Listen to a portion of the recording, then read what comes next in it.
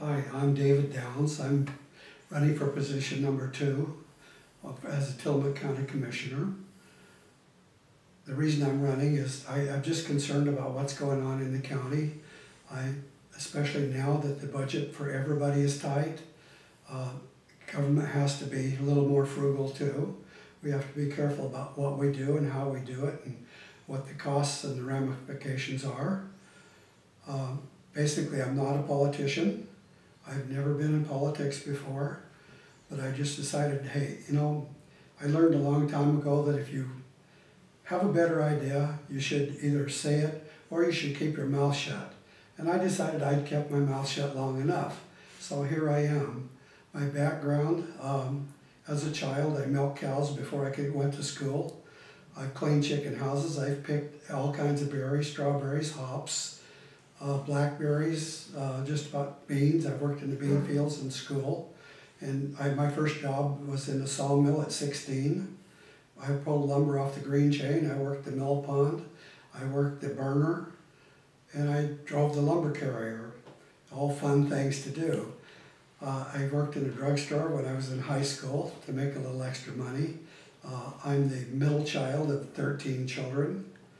I've lived in Oregon, all over the state. My dad went from sawmill to sawmill. And let's see, I was born in Clatskanie in 1934. We've lived in, oh my gosh, Brownsmead, Napa, Svensson. We've lived in Grand Round. We lived in Roseburg, Sweet Home, Lebanon, Waterloo, and just pretty much all over the state. So I know the state pretty well. But I come back. First place, when I was 19, I enlisted in the Marine Corps. Started out as a machine gunner, got into administration. I got commissioned in '66, about halfway through, and I spent most of my military time as in administration, executive officer, commanding officer, and things like that.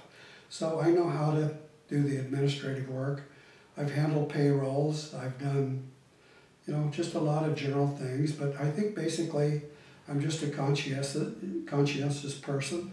I know how to make good decisions. I've made a lot of good decisions, and I know how to listen, and I know how to take advice. And after I take this advice, I know how to sort it out and make the right decision with a lot of common sense and a lot of input from the public. Well, first place, I use the library a lot. I think the library is an essential thing.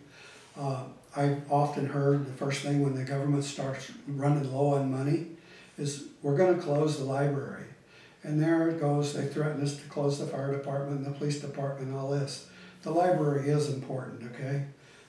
They come out 5 years ago, I think it was, with a 65 cents per thousand evaluation for the library funds. Assessed values have gone up on property since then, so they've actually gotten more than they originally have. They have money in the bank as well, so they're not really threatened for an immediate closure.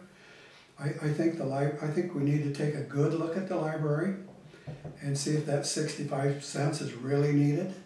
Maybe 35, 40, 50, some other, if there's a more reasonable amount that they get by with less, then it should be looked at, and we should screen it very carefully. It's just not a matter of saying, okay, they asked for 65%, we're going to give them 65 cents.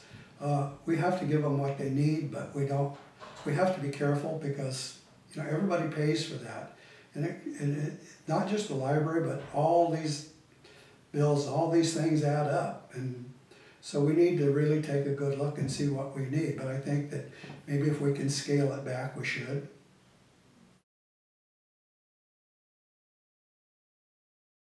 Okay, well, I think that, the propositions for funding, that gives the library funding almost independent of the government, the board of the commissioners and the voters.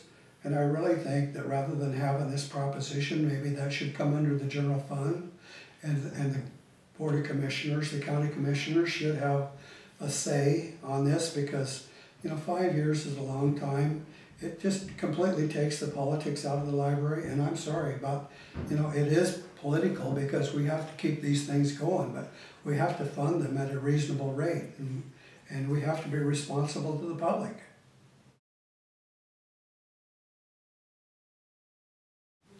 I think roads are the second biggest issue that we've got to face after jobs.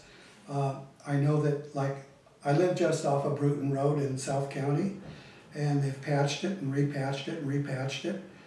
This year they did a better job on the patching, but there's still a lot of potholes from off of 101 and by the bridge. I hear all the time from people from North County and the city of Tillamook about the roads. It's a big issue, but we want to keep the tourists coming, we want business coming, we've got to have roads and transportation for these folks to get in and out without a lot of problems. Roads needs to be a priority. We need to look at funding. I know that Tom Donahue talked about more local control, and somewhat I agree with that, but it would free up other monies from the general fund and stuff for our roads. But roads are a priority. We got to have good roads we want to keep our tourists, we want to keep our jobs, we want to grow new businesses so that we have a better tax base to support the library and our police department and all this, and do the things we need to do. And roads are important.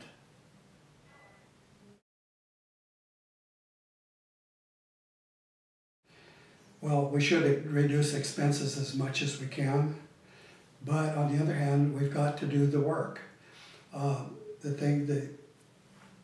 The motel tax, we're limited. We can only use 30% of that for things like the roads. We may need a levy. We had a levy a couple of years ago and it failed. I think one of the reasons it might have failed is because since I've lived here in 2003, it seems like every year there's something on the ballot to raise property taxes for this and for that and stuff.